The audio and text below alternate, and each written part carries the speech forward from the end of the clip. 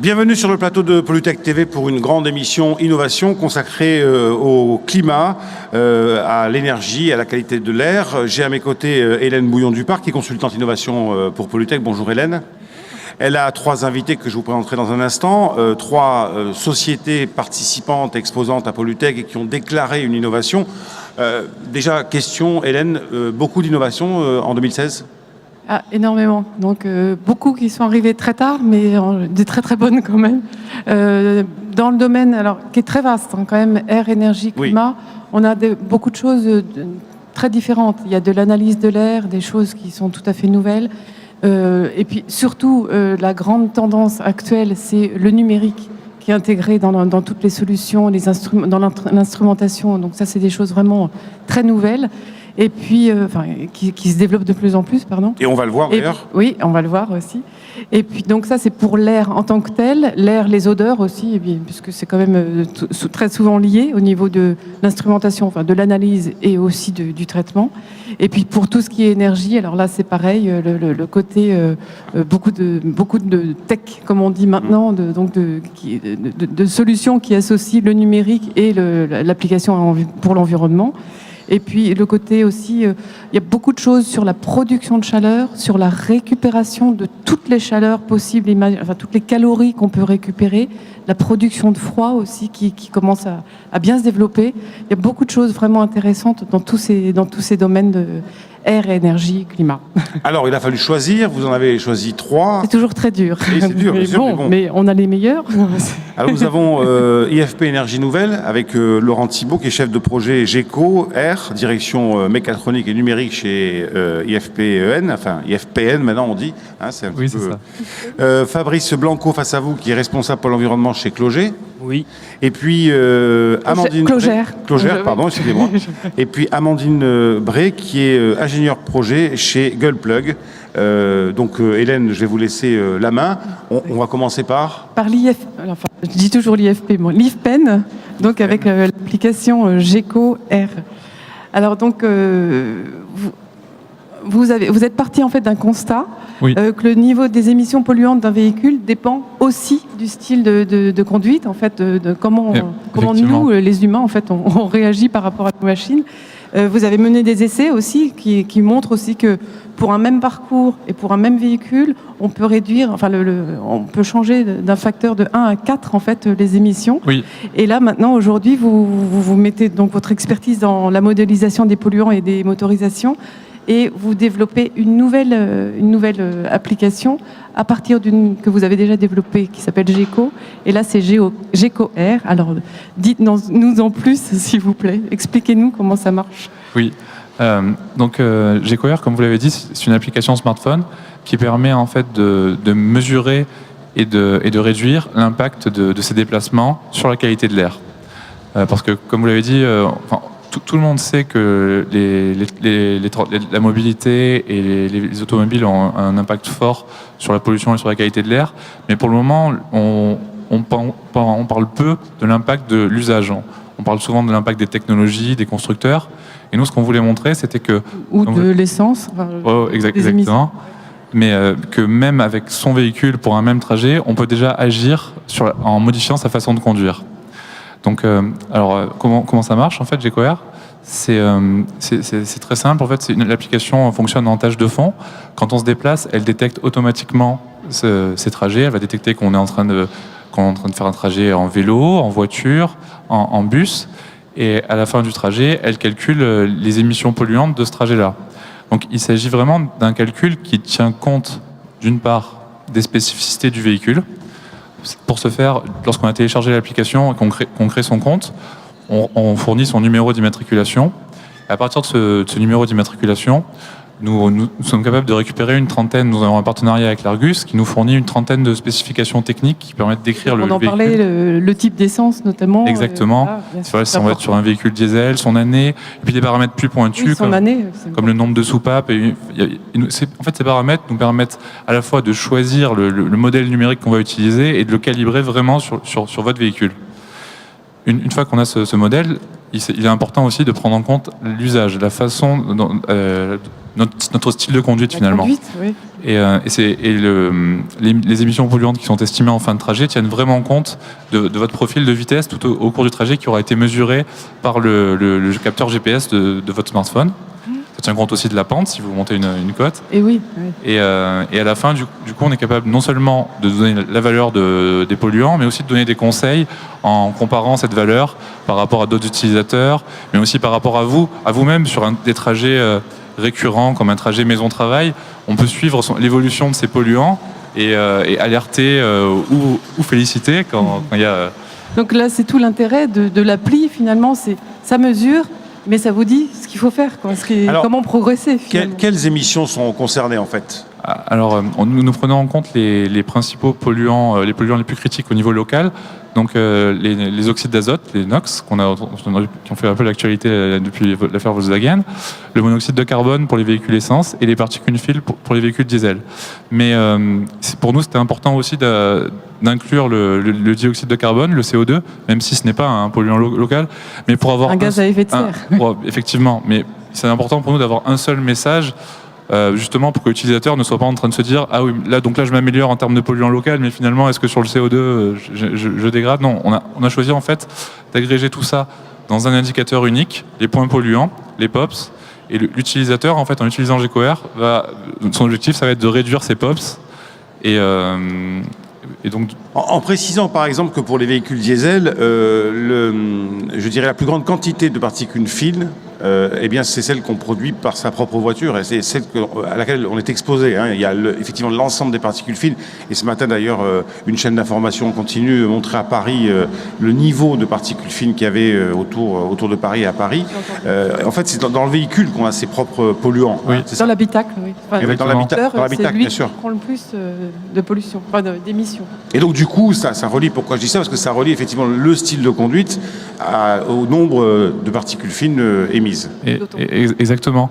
Et une deuxième valeur du projet GecoAir va être en fait d'agréger les émissions de nos utilisateurs, parce que du coup on est capable de mesurer leurs émissions sur le profil de leur route, et lorsqu'on a une communauté suffisante d'utilisateurs, on est capable de projeter ces émissions sur la cartographie et d'identifier en fait des zones critiques, des zones rouges sur une route en termes d'émissions, en termes de particules fines, comme vous le disiez. Ah oui.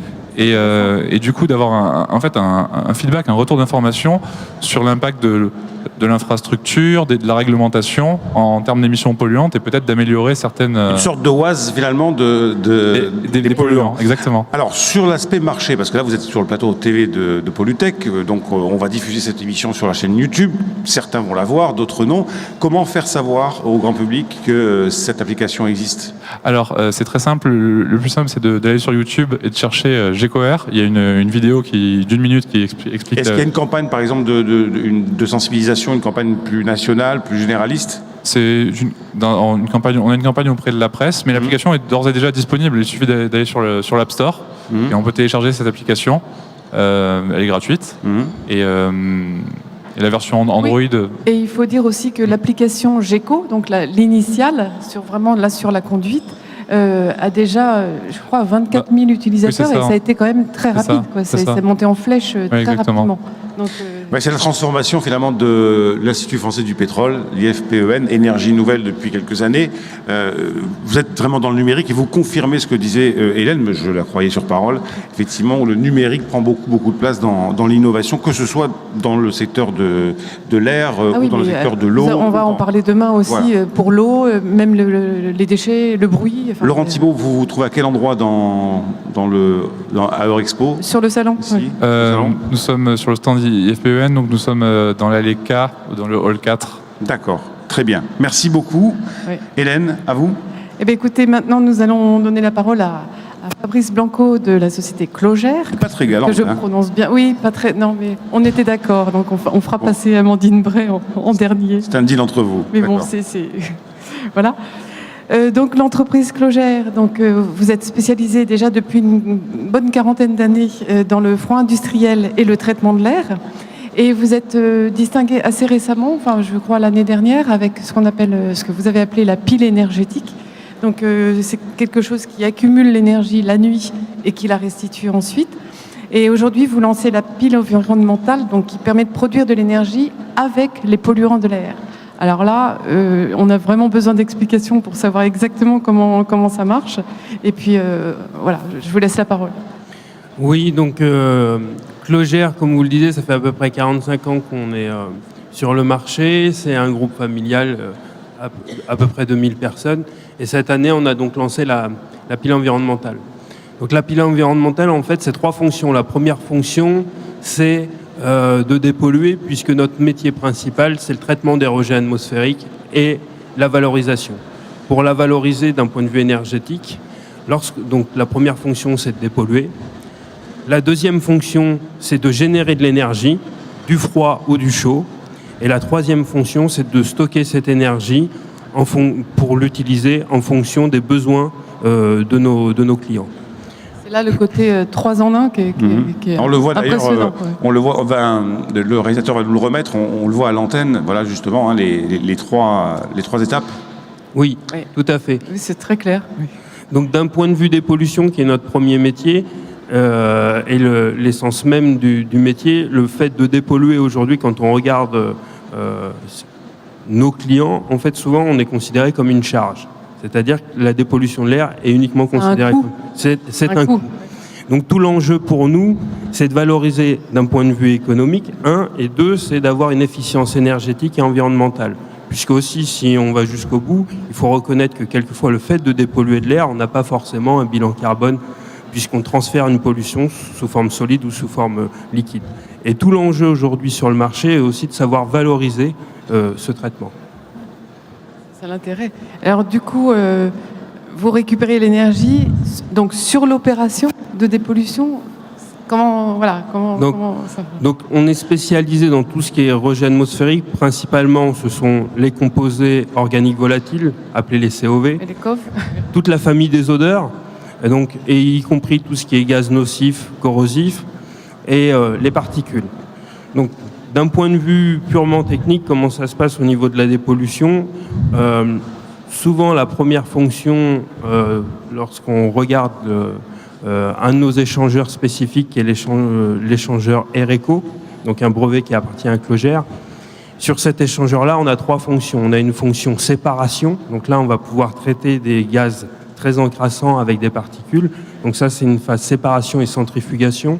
On a une phase échangeur. C'est cette phase-là qui va nous permettre de prendre les calories de l'air chaud sous forme d'effluents liquides, donc d'alimenter un flux de caloporteurs.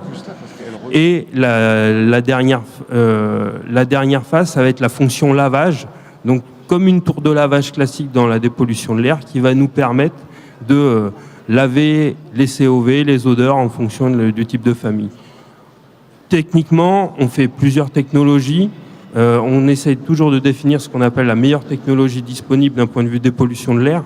C'est une question, grosso modo, ce sont des blocs qui en fait s'adaptent en fonction du besoin vraiment spécifique du client. C'est ce que j'ai compris. Tout à fait. Ouais.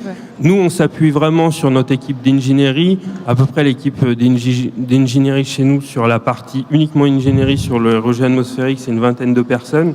Et on associe différentes savoir-faire qu'on a au sein de Clogère à travers l'aérolique, la chimie, la biologie, la thermie, l'aérolique. Toutes ces notions-là font qu'on essaye de définir cette meilleure technologie disponible. Oui, donc là, c'est vraiment le croisement de toutes les compétences Clogère qui se retrouvent finalement sur un projet dans ce projet. Oui. Exactement. C'est intéressant. Et puis ça met en valeur toute l'expertise de la société déjà depuis plus... Je me suis trompée, 45 ans, vous avez dit, donc c'est encore plus. Donc oui, alors dans les éléments que j'avais eus, vous disiez la pile se nourrit des polluants pour fonctionner. Voilà, comment ça se passe, ce côté-là Donc quand on dit se nourrit des polluants, l'énergie en fait aujourd'hui, tous les rejets gazeux, quand on regarde en fonction de leur température, donc plus ils sont chauds et plus ils sont humides, plus il y a une énergie plus on peut récupérer, qui est disponible. Oui, bien sûr. Et en fait, se nourrir, c'est en fait prendre cette énergie, la température qu'il y a dans l'air, pour créer un échange, accumuler de l'énergie, donc on va générer de l'énergie. On pense souvent au chaud, on se dit qu'avec du gaz chaud, on peut faire du chaud. Alors on sait faire ce qu'on appelle de la chaleur fatale, c'est-à-dire vraiment produire de l'eau chaude. On peut aussi, si on a de l'eau, que l'on récupère autour de 30 degrés, faire ce qu'on appelle des thermo-frigopompes ou des pompes à chaleur. Donc ça nous permet de remonter de l'eau jusqu'à 90 degrés et l'utilité pour le client est souvent plus sur des eaux Dans chaudes l'industrie, oui, c'est que sur des eaux à 30 degrés. Ça, c'est une des fonctions. Et ensuite, il faut savoir aussi qu'aujourd'hui, avec du chaud, on sait faire du froid. C'est ce qu'on appelle des groupes froids adsorption, c'est-à-dire avec de l'air à 120 degrés, on sait la dépolluer, garantir les performances, mais on sait aussi générer un fluide à 7 degrés grâce au chaud. Et souvent, sinon, cette énergie part aux oiseaux et n'est pas utilisée. Et on est sur quel volume? Est-ce qu'on peut avoir quelques données chiffrées? Alors sur quelques données chiffrées pour vous situer sur quand on parle de récupération d'énergie, par exemple sur des activités comme le séchage de céréales, où la problématique est une problématique en premier de poussière. Donc le rendement poussière, on doit respecter la réglementation. Nous, on a des taux d'épuration supérieurs à 98%. On traite 450 000 normomètres cubeurs. C'est des installations qui font à peu près 25 mètres de haut sur 50 mètres de large et 5 mètres de profondeur. Oui, on récupère 4 mégawatts. Donc quand on traite les poussières, on récupère 4 mégawattheures. C'est des retours sur investissement qui sont inférieurs à 3000 heures. Faut continuer à polluer alors finalement. Non. Comme ça, c'est on pas produit de forcément le l'énergie but. gratuite. Non, mais je plaisante. Mais effectivement, c'est une application qui est particulièrement intéressante une technologie particulièrement innovante. J'ai juste une dernière question. Qu'est-ce qui vous a permis d'aller sur cette technologie? À partir de quel constat? Parce que souvent, la science, c'est souvent un constat très simple qui permet de développer une technologie. Donc nous, en fait, ce qui nous a permis d'arriver sur cette technologie, c'est la multitude de compétences qu'on a au sein de Clogère. Vous avez dit, ouais. Mais est-ce qu'il n'y a pas eu un moment, un eureka, comme on dit? Un des eureka, c'est toujours de se dire, en fait, quand c'est le constat premier, c'est de dire, nous, on intervient souvent pour un problème de dépollution et on était considéré comme une charge. Et à un moment, on se dit, de toute manière, d'un point de vue économique, mais aussi d'un point de vue efficience énergétique et environnementale, il faut changer le modèle. Et changer le modèle, ça vient en partie par la valorisation. Donc on parle de la valorisation énergétique. Quelquefois, c'est la valorisation produit. Il faut récupérer le produit. Quand je vous parlais des séchoirs de céréales, sachez qu'après, on récupère la follicule. Cette follicule part en compostage. Donc c'est vraiment essayer d'avoir cette économie circulaire. Et la dépollution de l'air, aujourd'hui, comme toutes les tendances sur l'eau, sur le déchet, c'est une tendance et c'est obligatoire de ne pas penser uniquement à la performance. Performance, c'est normal. Il faut pas gâcher, il faut rien jeter. L'économie circulaire. Merci. Mais beaucoup, juste pour continuer sur ce que dit Monsieur Blanco, on est vraiment là dans tous les domaines de Polytech finalement, parce qu'on est dans l'air, dans la dans chaleur, les déchets aussi. Et justement Avec la valorisation jusqu'à. Oui, c'est impressionnant. Tout à fait. Troisième entreprise que vous avez souhaité mettre en avant, Hélène. Alors, donc la société Gullplug, donc la très jeune société Gullplug, qui est donc sur le salon, donc sur le stand InnoEnergy, puisque vous êtes soutenu par InnoEnergy. Alors vous êtes donc de 2014, donc c'est parce que je vous dis que c'est très très jeune. Vous êtes spécialisé dans la liaison entre les objets connectés et la puissance électrique. Alors vous proposez une offre, on va parler anglais, IoT, donc d'objets connectés, qui est capable de mesurer les consommations énergétiques d'îlots industriels. Et c'était ça l'intérêt, parce que on ne va pas le cacher, il y a quand même déjà beaucoup d'acteurs qui font du pilotage et plus dans le bâtiment, etc. Mais ici, c'était intéressant par rapport au public de Polytech, c'était vraiment les îlots industriels et le tertiaire qui sont concernés et qui, après, donc, grâce à votre solution, après, ça permet d'agir par rapport à l'efficacité énergétique. Donc, en quoi consiste exactement l'offre de Gullplug? Alors, en effet, Gullplug, en fait, s'adresse aux énergie managers de bâtiments et d'industrie, d'usines. Par exemple, une usine Fenwick consomme 500 000 € d'énergie électrique par an. Grâce à notre solution, en fait, nous avons réduit de 8% leur consommation, soit une économie de 40 000 € par an.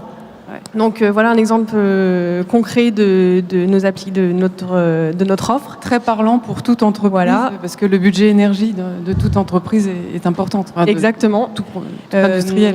Et comment on fait ça? En fait, on s'appuie sur un kit de capteurs innovants, qui sont des capteurs sans fil, faciles à clamper, sur n'importe quelle machine électrique.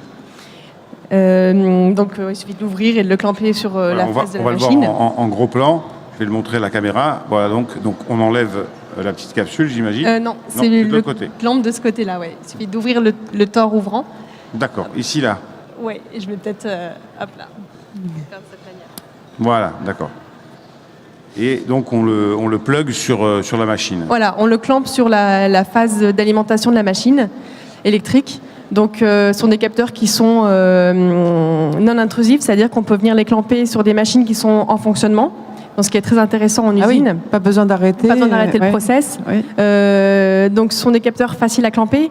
Bref, en gros, c'est simple, rapide et sûr. N'importe quel, disons que tout Energy Manager a la compétence pour le faire. On n'a pas besoin d'une compétence particulière requise. Ça aussi, c'est intéressant aussi, puisque Dans du coup, l'usine. tout le monde peut s'en occuper, etc. Exactement. Donc, à partir de là, donc les mesures, donc elles sont transmises. Donc ça, c'est le côté connecté. Comment ça? Donc c'est sur un serveur. Les données sont mises sur un serveur. Donc le client, il a un accès et il peut consulter. Exactement. C'est-à-dire que une fois les capteurs clampés, les données vont partir, un peu comme par magie. Et grâce à notre plateforme Save It Yourself, nos clients en fait ont accès au monitoring de toutes leurs machines électriques. C'est-à-dire que nous leur offrons la possibilité d'une démarche do it yourself, donc plus en mode save it yourself, comme on l'a appelé. Donc le savoir de gestion du process reste entre les mains de l'Energy Manager, c'est-à-dire que c'est lui qui connaît ses machines, qui sait quoi arrêter, quoi mettre en veille pour réaliser ses économies, et donc il sait combien il gagne, combien il économise. C'est-à-dire qu'une usine qui ne consomme pas, une usine qui ne produit pas ne doit pas consommer. La logique Gullplug tourne autour de ce principe zéro production égale zéro consommation, et nous offrons le pouvoir à l'Energy Manager de mettre en place cette logique. Alors, ce qui est intéressant, c'est qu'effectivement, l'Energy Manager peut lui-même, c'est le do-it-yourself, peut lui-même piloter sa consommation d'énergie. Mais quand même, vous, comment vous, au-delà de ce petit appareil qu'on clampe sur une machine, comment vous intervenez-vous en termes de suivi et de conseil? Parce qu'il a la compétence pour économiser de l'énergie, mais est-ce qu'il ne peut pas aller plus loin? Est-ce que vous le conseillez plus tard?